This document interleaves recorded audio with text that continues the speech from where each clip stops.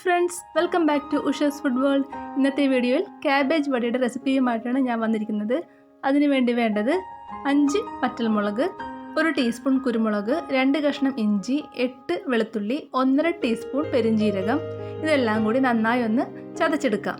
കുരുമുളകിൻ്റെയും വറ്റൽമുളകിൻ്റെയും അളവ് ഓരോരുത്തരുടെ ഇഷ്ടത്തിനനുസരിച്ച് കൂട്ടുകയും കുറയ്ക്കുകയും ചെയ്യാം. എരിവ് കൂടുതൽ വേണ്ടവർക്ക് ഇതിൻ്റെ അളവ് കൂട്ടിയെടുക്കാം. ഇതെല്ലാം നന്നായി ചതച്ചെടുത്തിട്ടുണ്ട്. ഇനി വേണ്ടത് ഗ്രീൻ പീസ് ആണ്. സാധാരണ ഗ്രീൻ പീസ് ഒരു 5 മണിക്കൂർ വെള്ളത്തിലിട്ട് കുതിർത്തതിന് ശേഷമാണിത് ഉപയോഗിക്കേണ്ടത്. ഞാനൊരു 3/4 കപ്പ് ഇതെടുത്തിട്ടുണ്ട്. ഇത് നന്നായി അരച്ചെടുക്കണം. ഈ ഒരു പരുവത്തിലാണ് അരച്ചെടുത്തേക്കുന്നത്. ഇനി ഇതൊരു പാത്രത്തിലേക്ക് മാറ്റാം. ഇനി വേണ്ടത് ക്യാബേജ് ആണ്. ഞാനിവിടെ കുറച്ച് ക്യാബേജ് എടുത്തിട്ടുണ്ട്. അതിൻ്റെ കട്ടിയുള്ള ഭാഗങ്ങളെല്ലാം മുറിച്ച് മാറ്റി സോഫ്റ്റ് ആയിട്ടുള്ള ഇല മാത്രമേ എടുത്തിട്ടുള്ളൂ. ഇത് നന്നായി ഒന്ന് ചതച്ചെടുക്കണം. മിക്സിയിലിട്ട് തന്നെയാണ് ചതച്ചെടുത്തിട്ടുള്ളത്. ഇതും അരച്ചു വെച്ചിരിക്കുന്ന അട്ടാണിയും ഒരുമിച്ചിടാം.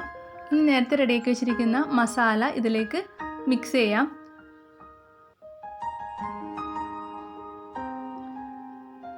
ഇനി ഇതിലേക്ക് ഒരു 1/4 ടീസ്പൂൺ മഞ്ഞൾപ്പൊടി, 1/4 ടീസ്പൂൺ കായം, ആവശ്യത്തിന് ഉപ്പ്, ഇത്രയും ചേർത്ത് നന്നായി മിക്സ് ചെയ്ത് കൊടുക്കണം.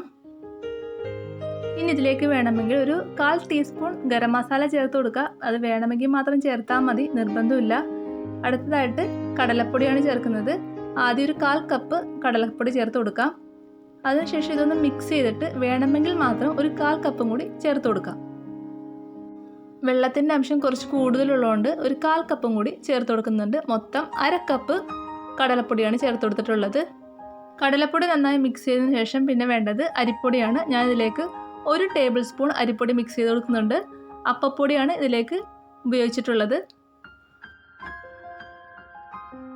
ഇനി ഒരു പാനിൽ നമുക്ക് എണ്ണ ചൂടാക്കാൻ വേണ്ടി വെക്കണം. വെളിച്ചെണ്ണയാണ് ഞാൻ ഇതിനു വേണ്ടി എടുത്തിട്ടുള്ളത്. ഈ സമയം ക്യാബേജ് മിക്സിംഗ് എടുത്ത് ബോൾ ഷേപ്പിലാക്കുന്നുണ്ട്. അതിനുശേഷം നമുക്ക് ഇഷ്ടമുള്ള ഷേപ്പിൽ ഇത് റെഡിയാക്കി എടുക്കാം. ഞാനിപ്പോൾ ഈ ഷേപ്പിലാണ് ഇത് റെഡിയാക്കിയിട്ടുള്ളത്. ചൂടായ എണ്ണയിലേക്ക് ഇട്ട് ഇത് ഫ്രൈ ചെയ്തെടുക്കാം.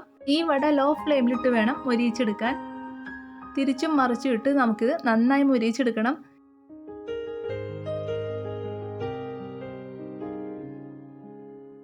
ഇപ്പോൾ ഏകദേശം ഒരു സൈഡ് മൊരിഞ്ഞിട്ടുണ്ട്. ഇനി ഇത് മറിച്ചിട്ട് കൊടുക്കാം.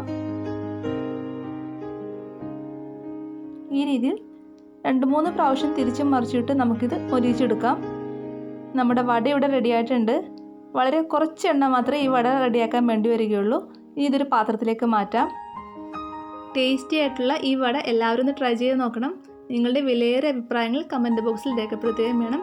വീഡിയോ ഇഷ്ടമായെങ്കിൽ ഷെയർ ചെയ്യാനും ലൈക്ക് ചെയ്യാനും ഉഷസ് ഫുഡ് വേൾഡ് സബ്സ്ക്രൈബ് ചെയ്യാനും ആരും മറക്കരുതേ. Okay friends, thank you. അടുത്ത വീഡിയോയിൽ കാണാം. Have A nice day.